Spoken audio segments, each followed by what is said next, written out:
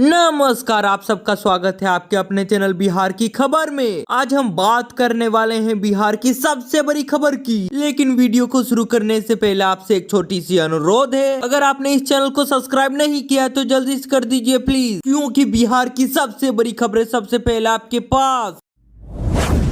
बिहार विधानसभा में भारी हंगामा हो गया है। विपक्षी विधायकों ने टेबल तक पलट दिया। एमएलए और मार्शल के बीच जबरदस्त धक्का मुक्की हो गई है। पूरी जानकारी के लिए चैनल पर बने रहें। बिहार विधानसभा के मॉनसून सत्र के दूसरे दिन दूसरी पाली के कार्यवाही शुरू होते ही विपक्षी विधायकों ने एसआईआर के विरोध में वेल में वहीं पर पहुंचकर हंगामा शुरू कर दिया था। दूसरी पाली की कार्रवाई शुरू होते ही विधायक सब तो एसआईआर के खिलाफ में वेल में पहुंच गए और स्पीकर के सामने कुर्सी उठा ली। इसी दौरान कुछ विधायकों ने टेबल को भी पलट दिया। सदन में मौजूद मार्शल तो विधायकों को रोकते रहे। दरअसल बात तो यह है कि विधानसभा में मतदाता सूची पुनरीक्षण पर चर्चा करने की मांग को लेकर दूसरी पाली की कार्रवाई शुरू होते ही विपक्षी सदस्यों ने फिर से हंगामा शुरू कर दिया। नेता प्रतिपक्ष तेजस्वी यादव ने मांग की है कि कार्य मंत्रणा समिति की बैठक बुलाई जाए और वोटर लिस्ट पुनरीक्षण पर बहस हो, जिससे स्पीकर ने सीधे तौर पर इनकार कर दिया। स्पीकर ने कहा कि सदन के फर्स्ट हाउस में से विपक्ष के विधायकों को बोलने की इजाजत दी गई है, लेकिन विधायकों ने नहीं बोला। इसके बाद तो विपक्ष के विधायक वेल में पहुंच गए और हंगामा तक शुरू कर दिया। इसी दौरान सदन में मौजूद महिला विधायकों ने रिपोर्टिंग टेबल पर कुर्सी तक उछाल दी थी। इसी दौरान विपक्ष के विधायकों ने सदन में टेबल को उठाकर पलट दिया। इस दौरान वहां पर मौजूद मार्शल के साथ उनकी तो धक्का मुक्की भी हो गई। विपक्षी विधायक और मार्शल के बीच हुई जबरदस्त धक्का मुक्की में मार्शल के तो कपड़े तक फट गए। भारी हंगामे के बीच तो सरकार ने 6 विधेयक पास कर दिए। स्पीकर की तरफ से बार बार चेतावनी देने के बावजूद जब विधायक नहीं माने तो स्पीकर नंद किशोर यादव ने विधानसभा की कार्यवाही को स्थगित कर दिया।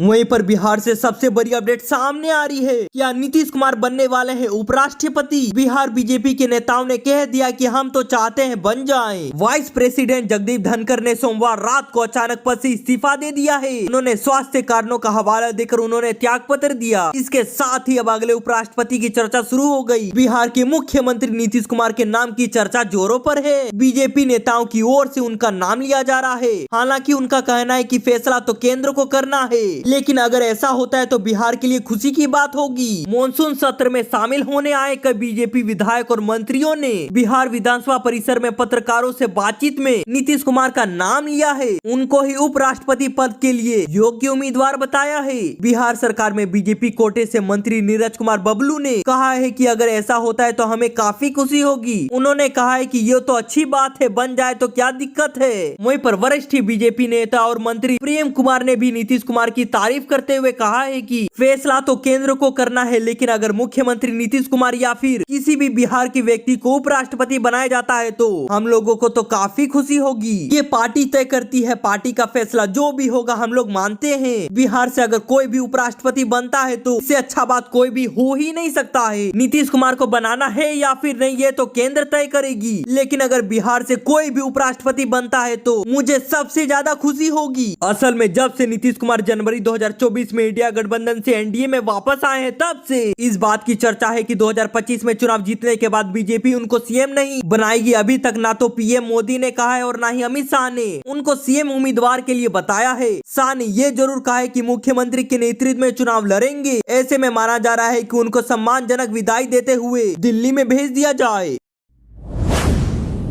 वहीं पर बिहार से सबसे बड़ी अपडेट सामने आ रही है। बिहार विधानसभा परिषद के बाहर विपक्ष का जोरदार हंगामा। काली साड़ी पहनकर पहुंची राबड़ी देवी, सरकार तक को है नहीं छोड़ा। उनको भी उन्होंने पूरा सुना दिया है। पूरी जानकारी के लिए चैनल पर बने रहें। बिहार विधानमंडल के मॉनसून सत्र के दौरान दोनों ही सदनों में विपक्ष ने मतदाता सूची पुनरीक्षण कार्य को लेकर जोरदार हंगामा मचा दिया है। विधान परिषद की कार्रवाई शुरू होने से पहले ही विपक्षी सदस्यों ने हाथों में पोस्टर लेकर सरकार के खिलाफ नारेबाजी भी शुरू कर दी थी। इसी दौरान विरोध दल के नेता राबड़ी देवी भी काली साड़ी पहनकर परिषद पहुंची और सरकार को दमभर सुनाया है। असल बिहार विधानमंडल के मॉनसून सत्र के दूसरे दिन विधान परिषद में विपक्ष के एमएलसी काले कपड़े पहनकर पहुंची है, जहां पर नेता प्रतिपक्ष राबड़ी देवी के नेतृत्व में महागठबंधन के घटक दलों के नेताओं ने विधान परिषद पॉटिक में जोरदार प्रदर्शन किया है। इसी दौरान वोटर लिस्ट पुनरीक्षण के मुद्दे को लेकर विपक्षी नेता ने सरकार के खिलाफ जमकर नारेबाजी की। हाथों में पोस्टर लिए हुए नेताओं ने चुनाव हड़पने की कोशिश बंद करो, एसआईआर का बहाना, मकसद तो है वोट बंदी लाना से स्लोगन के साथ नारेबाजी की। की। विपक्ष का आरोप है कि सरकार तो मतदाता सूची संशोधन की आड़ में वोटों की हेराफेरी और पिछड़े वर्गों के वोटों में कटौती की साजिश रच रहे हैं। इस मुद्दे को लेकर विधानसभा में भी विपक्ष ने जोरदार हमला किया, जिसके बाद स्पीकर ने सदन की कार्यवाही को 2 बजे तक के लिए स्थगित कर दिया था। अगर आपको खबर पसंद आ रही है तो चैनल को सब्सक्राइब जरूर करें। वहीं पर बिहार से सबसे बड़ी अपडेट सामने आ रही है। गंगा नदी के बढ़ते जल स्तर को लेकर अलर्ट पर प्रशासन। घाटों पर सुरक्षा के लिए कई दिशा निर्देश जारी कर दिए गए हैं। पटना के दीघा घाट में गंगा का जल स्तर खतरे के निशान से 10 सेंटीमीटर नीचे आ गया है, जबकि गांधी घाट पर गंगा का जल स्तर खतरे के निशान से 45 सेंटीमीटर ज्यादा है। गांधी घाट की बात करें तो इस घाट में सीढ़ियों के ऊपर तक पानी आ गया है। वहीं पर दीघा घाट में पानी कम होने के कारण थोड़ी सी राहत महसूस की जा रही है। इन दोनों ही जगहों पर गंगा का जल स्तर तो स्थिर है। सूत्र के अनुसार खतरे के निशान से 1 मीटर ऊपर जल स्तर होने पर घरों में पानी घुसने की आशंका रहती है, लेकिन जल स्तर कम होने से बहुत ही ज्यादा राहत मिल जाती है। जानकारी मिली है कि दियारा क्षेत्र में एडीएम ने आपदा हालत का जायजा ले लिया है। पटना के दीघा घाट में गंगा का जल स्तर तो 50.35 मीटर रहा, जबकि खतरे का निशान 50.45 मीटर है। गांधी घाट में गंगा का जल स्तर 50.05 मीटर रहा, वहीं पर खतरे का निशान तो 48.60 मीटर है। यानी कि गांधी घाट में गंगा खतरे के निशान से ऊपर बह रही है।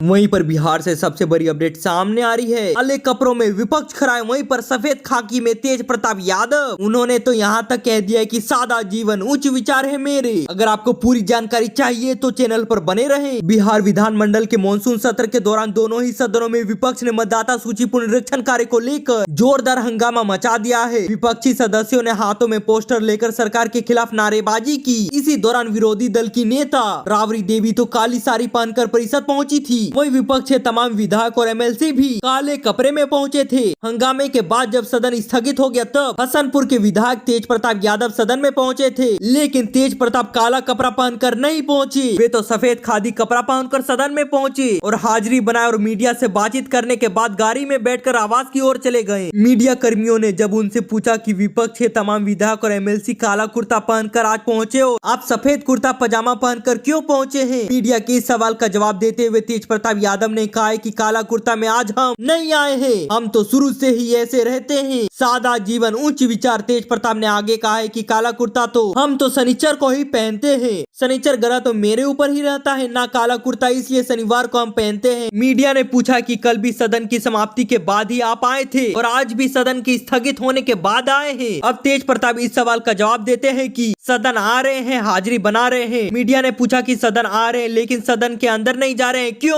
अंदर रहते तो आवाज बुलंद होता। तेज प्रताप ने तुरंत कहा कि आवाज ऐसा ही बुलंद हो रहा है, चाहे अंदर रहिए या बाहर रहिए। मीडिया ने पूछा कि चुनाव कहां से लड़ेंगे? तेज प्रताप ने कहा है कि ये बाद में बताया जाएगा। फिर मीडिया ने पूछा कि विपक्ष के विरोध में आप क्या शामिल हैं? जवाब देते हुए तेज प्रताप यादव ने कहा कि विरोध तो हो रहा है, हम विपक्ष के विरोध में शामिल है। मीडिया ने पूछा कि क्या नीतीश कुमार को उपराष्ट्रपति बनाना चाहिए? तेज प्रताप ने फिर इसका जवाब देते हुए कहा है कि क्या बनाना चाहिए और क्या नहीं बनाना चाहिए ये तो वही लोग तय करेंगे। मतगणना पुनरीक्षण को लेकर हो रहे विपक्ष के हंगामे पर कहा है कि मुद्दा तो सरकार लागू नहीं कर रहा है, इसलिए हंगामा हो ही रहा है।